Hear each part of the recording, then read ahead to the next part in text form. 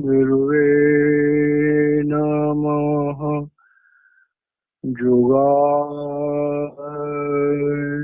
गुरुवे नमः।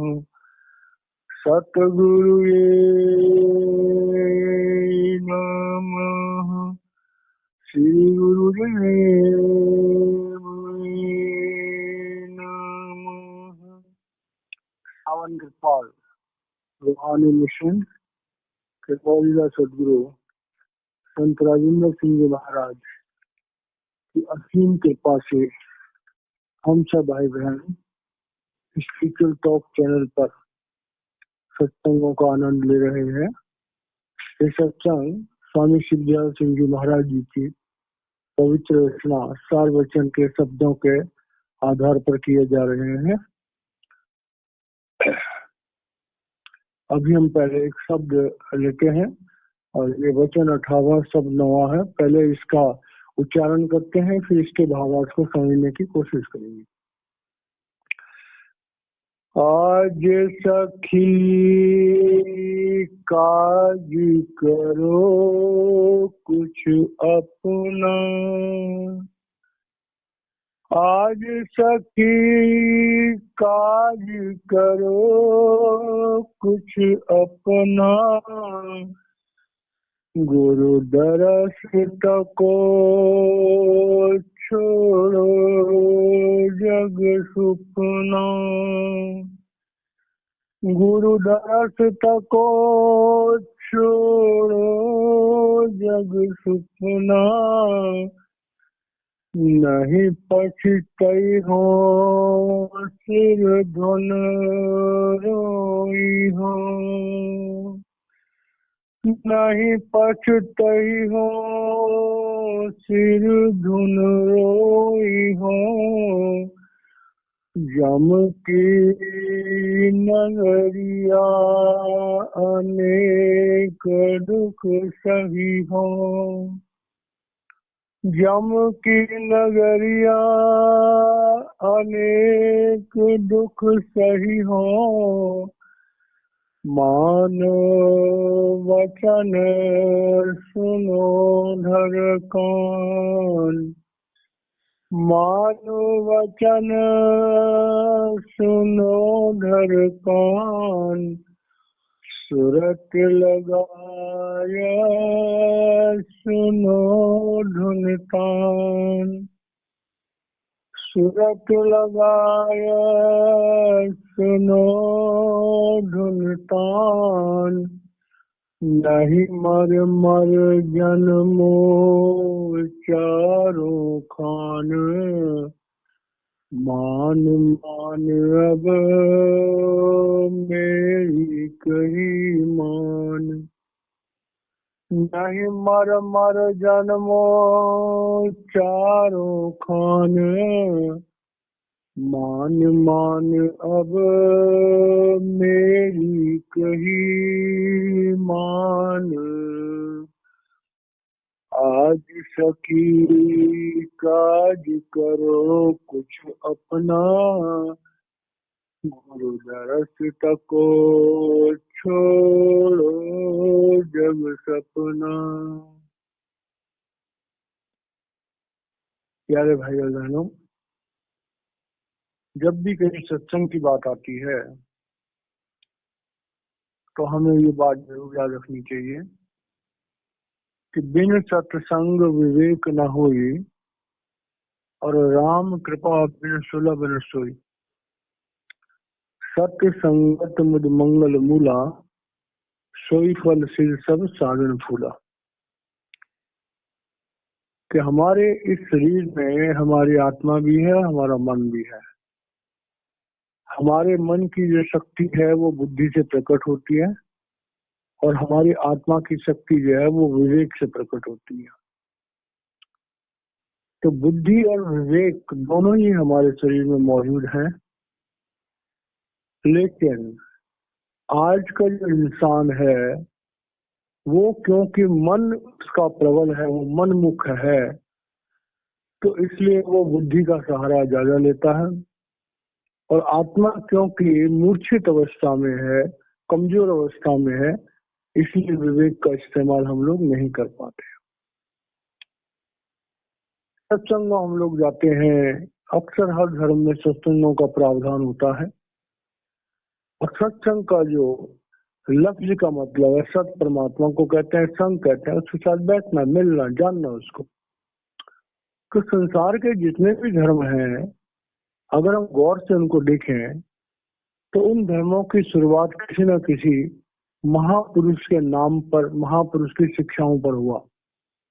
और बड़े मजे की बात है कि जितने भी महापुरुषों के नाम पर धर्म शुरू हुए, उन सारे महापुरुषों ने ही पराविद्या का प्रचार किया, प्रभु के शब्द रूप और प्रकाश रूप का प्रचार किया। लेकिन समय बीतता गया और उनकी शिक्षाओं का जो परा भाव था, शब्द और प्रकाश का भाव था, वो तो गुप्त हो गया। और उनकी शिक्षाओं का जो अपरा भाव था, वो प्रकट हो गया। अब देख लीजिए, संसार में परा विद्या का सबसे जो प्रमुख केंद्र है वो गुरु ग्रंथ साहब है। गुरु नानक देव जी महाराज जी से लेकर के दसम पातशाह श्री गुरु गोविंद सिंह जी महाराज तक सारे महापुरुषों ने नाम का उच्चारण किया, नाम का जाप किया, सुरत शब्द योग का किया।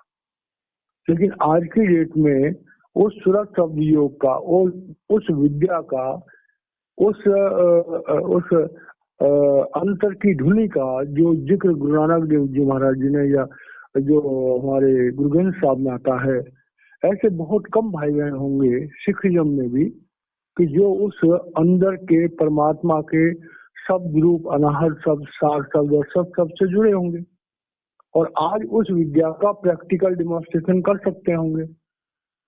तो वो बात जो है वो अब पुराने महापुरुषों के साहित्यों तक सीमित हो गई। ऐसे जैन भी भगवान महावीर ने उस एक ओंकार का उपदेश दिया था, उस शब्द और प्रकाश का उपदेश दिया था। लेकिन जैनिज्म जो बाहर के कर्म कांडों तक रह गया। बुद्धिज्म में जो है सोनरस लाइट, बुद्धिज्म में गोल्डन समाधि, बुद्धिज्म में गोल्डन समाधि, परमात्मा का जो घर है उसे गोल्डन, जैसे गोल्डन टेम्पल कहते हैं। तो सारे महापुरुषों ने यही जिक्र किया कि जो प्रभु का वास्तविक मुकाम हक है, वहां पर सुनहरी रोशनी, गोल्डन रोशनी जो है वो प्रबल है और उसी से वहां क्रिएशन बनी हुई है। हिंदुइज्म में भी जो है वो प्रणव की घड़ी का जिक्र है। सारे जितने भी धर्म है संसार में, तो इस्लाम में भी कुन से कुन की बात करी है। अव्वल अल्लाह नूर पाया, कुदरत के सब बन गए, एक नूर से सब जग बन गया, कौन भले कौन बन गया। तो सारे संसार के सारे धर्मों के सारे महापुरुषों ने जो है उस एक ओंकार का, उस शब्द और प्रकाश का जिक्र किया। अब शब्द और प्रकाश के जिक्र करने का मतलब असल में ये था कि मनुष्य जीवन में जो हम जी रहे हैं, हमारे साथ मन है और हमारे साथ आत्मा है। और मन प्रबल है, मन संसार में व्यवहार करने के लिए ज्यादा इस्तेमाल होता है, लेकिन शक्ति उसे आत्मा से मिल रही है, प्रेरणा उसे आत्मा से मिल रही है। अब समय बीतता गया, उस आत्मा को तो सब भूल गए और मन ही प्रधान हो गया। लेकिन हमारे अंदर जो है, हर इंसान अगर गौर से देखे तो जब भी हम कोई काम करते हैं, कोई बात करते हैं, कोई विचार करते हैं, तो हमारे अंदर से दो आवाजें आती हैं। एक आवाज हमारी आत्मा की होती है जो हमें सतोगुण की तरफ ले जाती है, और एक आवाज हमारे मन की होती है जो हमें रजोगुण और तमोगुण की तरफ ले जाती है। अब यहाँ पर स्वामी जी महाराज जो है आत्मा का और मन का संवाद आपस में क्या है। अब देखिए, आत्मा प्रभु का अंश है, सचखंड में पैदा हुई, वहां से आगे भेजी गई प्रब्रह्म में, ब्रह्म के देश में आई, ब्रह्म के देश में उसे सखी के रूप में जो है मन मिला, मन ब्रह्म का अंश है। अब मन और आत्मा दोनों मिलकर ब्रह्म से जो है आगे भेजा गया उनको, तो अंड में आ गए, अंड से आगे पिंड में आ गए। अब इस पिंड के शरीर में हमारी आत्मा भी है, मन भी है, दोनों सहेलियों के रूप में आपस में रह रहे हैं। अब मन जो है वो इस संसार में रमा हुआ है। देखिए, हर इंसान जो है वो इस शरीर को पालने के लिए, अपने वातावरण को ठीक रखने के लिए, अपने मान सम्मान को बनाए रखने के लिए, अपने जीवन को चलाने के लिए जिन चीजों की हमें जरूरत पड़ती है, हमारा मन उनमें बड़ा आनंद लेता है और बड़ा सहयोग करता है। लेकिन मन को जो है वो अध्यात्म की सूरज शब्द की कोई जानकारी नहीं है। भले ही ब्रह्म में वो भी सूरज शब्द के साथ जुड़ा हुआ है। तो यहाँ पर जो है आत्मा और मन जो है दोनों इस पिंड के देश में चले आए हैं, अपने घरों से बहुत दूर। अब यहाँ आकर के जब आत्मा को कहीं पर भोजन मिलता है, बड़ी गहराई से समझने वाली बात है। जब हम लोग अपने धर्म स्थानों में जाते हैं और थोड़ी देर उस आध्यात्मिक वातावरण में रहते हैं, तो वहां पर हमारा मन शांत हो जाता है और हमारी आत्मा खुश हो जाती है। धर्म स्थानों में जाकर के हर इंसान को थोड़ी देर के लिए आता है, अरे दुनिया बेकार है, प्रभु ही सब कुछ है, प्रभु की इच्छा के बिना कुछ नहीं हो सकता। ये बात हमारे दिमाग में आती है, चाहे हम धर्म स्थानों में जाएं और चाहे हम सत्संग सुनने के लिए जाएं। जब वहां पर हम जाते हैं, हमारी आत्मा को भोजन मिलता है, तो हमारी आत्मा का विवेक जागृत होता है। अब यहाँ पर जो ये शब्द है, आत्मा का विवेक जागृत हो रहा है और वो मन को संबोधित करके कह रही है, क्या कहती है कि आज सखी काज करो कुछ अपना। अब यहाँ पर जो है, और गुरु दरस तको छोड़ो जग सुपना। अब माना हम सत्संग में गए, तो सत्संग में जाकर के हमें क्या मिलता है, इसका यहाँ पर ये उदाहरण दे रहे हैं। जब हम सत्संगों में जाते हैं, प्रवचन होते हैं, परमात्मा की बात होती है, भक्तों की बात होती है, सतोगुण की बात होती है, मोक्ष की बात होती है, दुनिया के जन्म और मृत्यु से उपराम होने की बात होती है, तो हमारे मन में तरंग उठती है। और जब तरंग उठती है तो आत्मा पर ज्यादा असर होता है। तो आत्मा मन को कहती है कि ए मन, देख तू भी अपने घर से दूर आया हुआ है और मैं भी अपने घर से दूर आई हुई हूँ, और हम इस संसार के, इस पिंड के देश में इन भौतिक चीजों की आसक्ति में फंसे हुए, भौतिक वासनाओं की आसक्ति में फंसे हुए। अरे भाई, तेरा घर तो है ब्रह्म और मेरा घर है सचखंड। तो तुझे अपने घर ब्रह्म जाने के लिए जो प्रयास करेगा वही तेरे लिए असली प्रयास है। हमारा अपना काम क्या है? हम अगर अपने घर से दूर आ चुके हैं और हमारा घर बड़ा संपन्न है और यहाँ हम भूखे मर रहे हैं, तो हमारा फर्ज बनता है कि हम अपने घर वापस जाएं। तो आत्मा मन को कह रही है कि ऐ सखी, तू एक काम कर कि यहाँ पर ये जो हम काम कर रहे हैं, जो दुनिया के पसारों में हम फंसे हुए हैं, ये हमारा असली काम नहीं है। तेरा घर ब्रह्म में है और मेरा घर सचखंड में है, तो ब्रह्म तक तेरा मेरा साथ है। और वापस जाने के लिए हमें क्या चाहिए कि गुरु दरस तको छोड़ो जग सुपना। क्या हम गुरु के पास आए, सत्संग में आए, तो सत्संग में जिस गुरु की समर्थता का वर्णन है, सत्संग में जिस गुरु की शक्ति का वर्णन है, कह रहे हैं भी चलो उस गुरु के दर्शन करते हैं। और जब हम दर्शन करेंगे उस गुरु के, तब हमें समझ में आएगा हम अपने घर से दूर हैं, ये संसार नाशवान है, ये संसार हमेशा रहने वाला नहीं है। तो अपने घर की याद यहाँ पर आत्मा को या हम लोगों को, जब हम सत्संगों में जाते हैं, धर्म स्थानों में जाते हैं, तो हमारी आत्मा को खुराक मिलती है, उसकी जागृति होती है, उसमें अपने घर की याद आती है। और जब अपने घर की याद आती है तो हमारे साथ जो सखी, हमारा दोस्त कह लो, सखी कह लो, जो भी कुछ कह लो, हमारा मन जो है उसके साथ हमारी आत्मा का संबंध होता है, क्योंकि मन और आत्मा दोनों जुड़ी हुई है। तो स्वामी जी महाराज यहाँ पर कह रहे हैं कि देखो भाई, हमारे जीवन में सत्संग कितने महत्वपूर्ण है। हम लोग कई बार सोचते हैं ना, क्या होता है सत्संग में जाने से, क्या होता है धर्म स्थान में जाने से? तो भाई वहां पर एक वातावरण मिलता है, एक बूस्ट मिलती है। जैसे किसी इंसान को सांस लेने की तकलीफ है और ऐसी जगह चले जाए ऑक्सीजन भरपूर है, तो उसको राहत मिलेगी। तो इसी तरह हमें सत्संगों में या धर्म स्थानों में जाकर के राहत मिलती है। तो वहां पर जाकर जब हम गुरु के बारे में पता करते हैं, गुरु के बारे में हमें पता लगता है, तो हम पता करने की कोशिश करते हैं।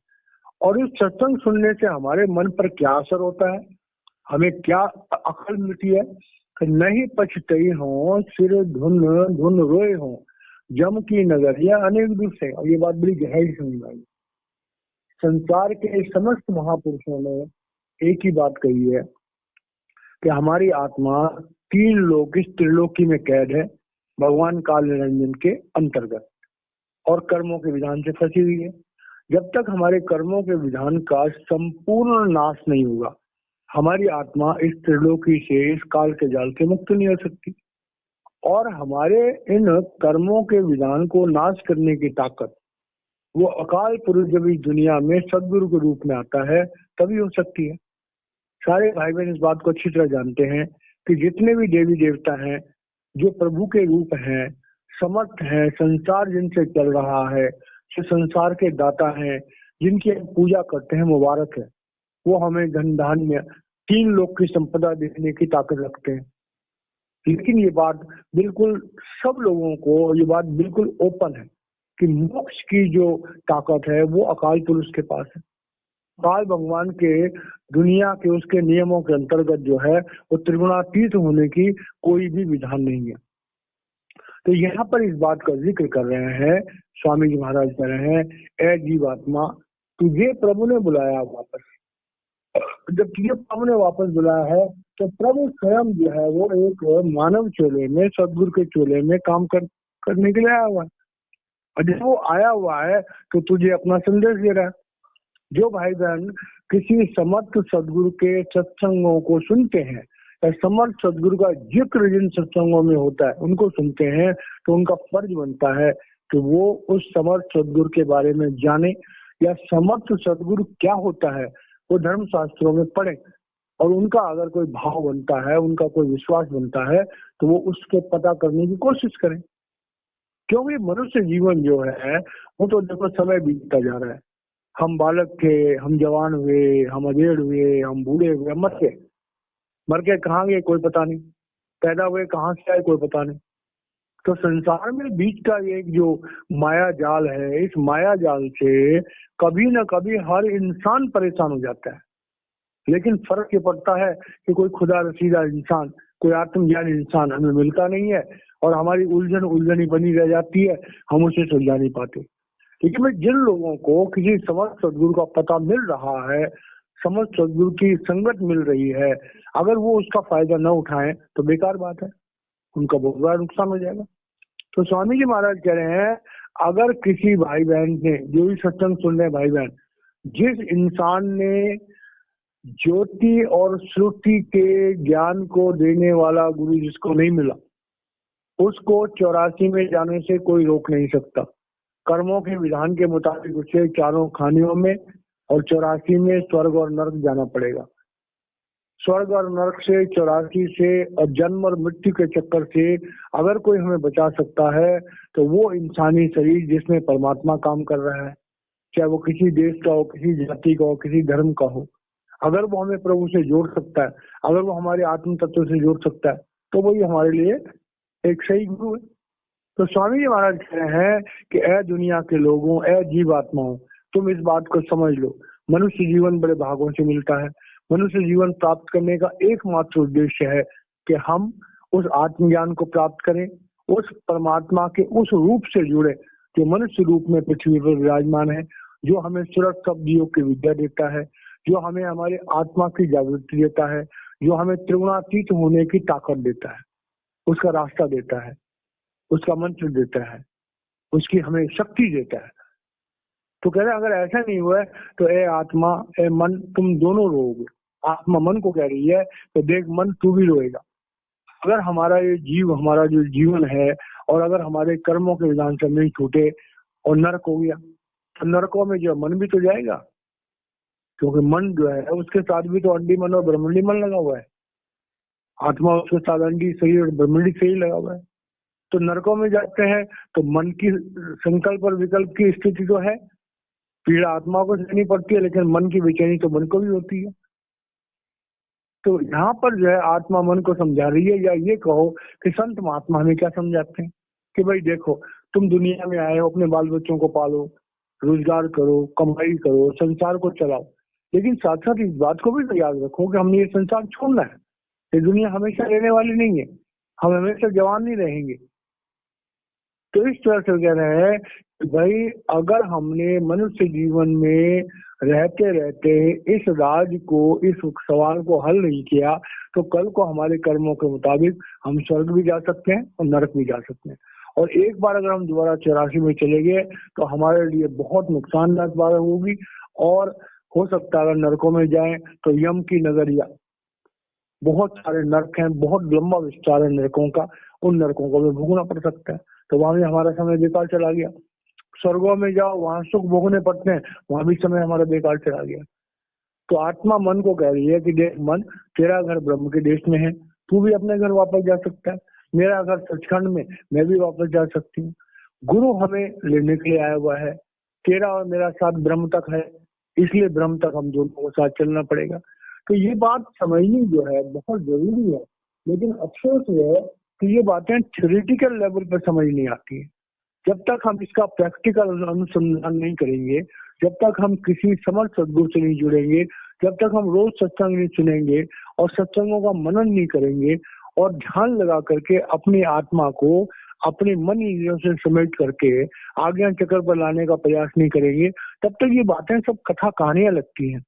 असल में तब होता है जब हमारे आज्ञा चक्र पर शब्द प्रकट होता है, प्रकाश दिखाई देता है, हमारी आत्मा वहां एकाग्र होती है, हमें अंदर के नजारे दिखाई देते हैं, तब हमें थोड़ा बहुत विश्वास होता है। तो स्वामी जी महाराज कह रहे हैं कि भाई देखो, लफ्जों से विश्वास नहीं बनता, लफ्जों से एक भावना बनती है, विश्वास बनता है देख करके। जब तक हम देखेंगे नहीं तब तक हम उस चीज को समझ नहीं पाएंगे, विश्वास नहीं कर पाएंगे। आगे कह रहे हैं, मानो वचन सुनो धर कान, सुरत लगाया सुनो धुन कान। अब यहाँ पर जो है, ये जो है, अब गुरु और आत्मा और मन, अब यहाँ पर जो है गुरु की प्रेरणा जागृत हो गई। अब हमारे अंदर में हम सोचते हैं हमारी आत्मा की आवाज है, लेकिन उसके साथ गुरु की आवाज भी आती है। जिन लोगों को नामदान मिल जाता है उनके अंतर में उन्हें महसूस होता है जैसे उनके सदगुरु उन्हें कुछ आदेश दे रहे हैं, उनके सदगुरु उन्हें कुछ प्रेरणा दे रहे हैं। जैसे हम सुबह उठते हैं, हमें अंदर से एक प्रेरणा होती है कि भाई भजन में बैठो, तो वो प्रेरणा हमारे सदगुरु की तरफ से होती है। अब यहाँ पर कह रहे हैं कि मन आत्मा के साथ जब सदगुरु जुड़ जाता है, जब हम नामना ले लेते हैं, तो हमारी मन और आत्मा के साथ हमारे गुरु की ताकत होती है, जो अनाहत शब्द के रूप में भी होती है, गुरु की याद के रूप में भी होती है। तो कह रहे हैं कि मानो वचन सुनो धर कान, सुरत लगाए सुनो धुन कान।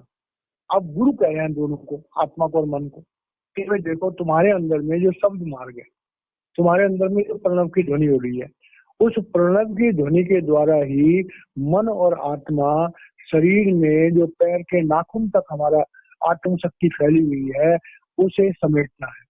जब हम लोग भजन स्मरण करते हैं तो हमारी जो आत्म शक्ति है वो पैर के नाखून से सिमटनी शुरू होती है, हमारे दोनों पैरों के, हमारी रीढ़ की हड्डी के नीचे पर हमारे मूल चक्र पर आती है, मूल चक्र पर आकर के वहां से जो है बूस्ट मिलती है। उसके बाद इंद्रिय चक्र, नाभि चक्र, हृदय चक्र, कंठ चक्र के बाद आज्ञा चक्र पर आती है। आज्ञा चक्र पर आकर के वहां पर मन, आत्मा और हमारे सदगुरु, वहां पर तीनों का मिलाप होता है, वहां पर तीनों की बैठक होती है। तो रूहानियत में बार बार इस बीच का जो जिक्र आता है कि हमें अपनी आत्म शक्ति को जो है आज्ञा चक्र पर लाना है, वो इसीलिए होती है कि आज्ञा चक्र पर तीनों का मिलाप होता है। जब गुरु हमें साक्षात प्रकट होता है तो मन को भी ताकत मिलती है, आत्मा को भी ताकत मिलती है। तो स्वामी जी महाराज कह रहे हैं कि भाई ये सत्संग जो होता है ये प्रैक्टिकल मजमून है, ये जैसे लेबोरेटरी में हम टेस्ट करते हैं इसी तरह से प्रैक्टिकल मजमून। अब इन प्रैक्टिकल मजमूनों को अगर तुम्हें समझना है, अपनी सूरत को समझना है, अपने मन के संकल्प और विकल्प को समझना है, गुरु सत्ता को समझना है, तो ये बातों से तो समझ में आएगा नहीं, बातों के जाल में तो फंस जाओगे। इसके लिए तो सीधा और सच्चा सा रास्ता है कि भाई चुपचाप जो है अपने सत्संगों में जाओ, पता करो कि वहां पर कौन से सदगुरु की बात हो रही है, उस सदगुरु का पता लगाओ, सदगुरु के पास जाओ, सदगुरु के पास जाकर के जो वो प्रणव की ध्वनि का, सूरत शब्द योग का जो मार्ग है उसे समझने का प्रयास करो, उनसे दीक्षा लो। दीक्षा लोगे तुम्हारे संचित कर्मों का वो जो नाश कर देंगे, तुम्हें 5 नाम का मंत्र देंगे, तुम्हारे संकल्प और विकल्पों पर काबू आ जाएगा, तुम्हारे अंदर में शब्द और प्रकाश को संचार कर देंगे, जिससे मनुष्य जन्म से नीचे नहीं जाओगे। और इस तरह से जो है गुरु जो है हर समय का रखवाला हो जाएगा। चलते फिरते उठते बैठते गुरु का सिमरन करते रहो, सिमरन के द्वारा जो मंत्र गुरु ने दिया, और उस सिमरन के द्वारा जो है हमारा मन धीरे धीरे टिकना शुरू हो जाएगा। तो जैसे जैसे हमारा मन टिकना शुरू हो जाएगा उसी तरह से जो है हमारे मन में शांति आ जाएगी और अंदर के उस प्रणव की ध्वनि को चुरत लगाए सुनो धुन तान, कि हमारे अंदर में जो शब्द हो रहा है प्रणव की ध्वनि संसार के समस्त मनुष्यों के अंदर में हो रही है। ऐसा कोई मनुष्य नहीं है कि जिसके अंदर में वो प्रणव की ध्वनि नहीं हो रही है। और आगे स्वामी महाराज कह रहे हैं कि ना मर मर जन्म हो चारों खान, मान मान अब मेरी कही मान। अब ये बात जो है महापुरुष फिर किसी बात को तो पहले सिंपल तरीके से कहते हैं, फिर उसके बाद चेतावनी करके कहते हैं। अब यहाँ पर स्वामी जी महाराज कह रहे हैं, ए जीवात्मा, तो इस बात को समझ ले कि अगर तूने शब्द के साथ दोस्ती नहीं करी, सूरत के साथ दोस्ती नहीं करी, सूरत का शब्द में लीन नहीं कराया, तो दोबारा जन्म लेना पड़ जाएगा, 84 में जाना पड़ जाएगा। अगर मनुष्य जन्म भी मिला तो बहुत सारे कष्ट सहने पड़ जाएंगे। तो यहाँ पर इस बात का खुलासा कर रहे हैं कि हमारा मनुष्य जीवन बड़े भागों से मिलता है। मनुष्य जीवन का एकमात्र उद्देश्य है कि अपनी आत्मा को परमात्मा से मिलाना, और उसके लिए हमें गुरु की जरूरत होती है। एक समस्त गुरु के साथ मिल करके आत्म जागृति, उसके बाद परमात्मा जागृति और अपने कर्मों के विधान से मुक्ति, त्रिगुणातीत। तो किसी भी सदगुरु से मिलने के ये फायदे हैं, और किसी भी सत्संग में वही सत्संग है कि जहाँ पर सदगुरु का पता बताया जाए, जहाँ पर जिंदगी और मृत्यु के रहस्य को समझने का प्रयास हो, जहाँ त्रिगुणातीत होने का रास्ता बताया जाए। तो इस तरह से जो है स्वामी जी महाराज मनुष्य जीवन के महत्व को भी बता रहे हैं, सत्संगों के महत्व को भी बता रहे हैं, सदगुरु के महत्व को भी बता रहे हैं, और ये भी बता रहे हैं कि हमारा मन भी जो है वो ब्रह्म का अंश है। इस दुनिया में ये जो पिंड का देश है, बड़ा गंदा देश है, इसे छोड़ने का प्रयास करो। तो इस तरह से जो है हमारे जीवन में एक समर्थ सदगुरु क्या ताकत रखता है, क्या वैल्यू रखता है, इसके बारे में स्वामी जी महाराज बता रहे। आज के डेट में हम बड़े खुशनसीब हैं कि पृथ्वी पर जो है महापुरुष हमेशा रहते हैं।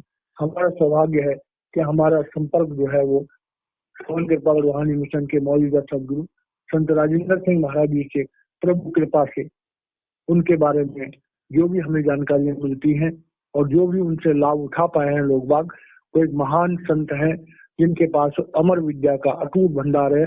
प्रभु की तरफ से उन्हें वो दाते मौजूद हैं। लाखों लोग जो उनसे फायदा उठा रहे हैं।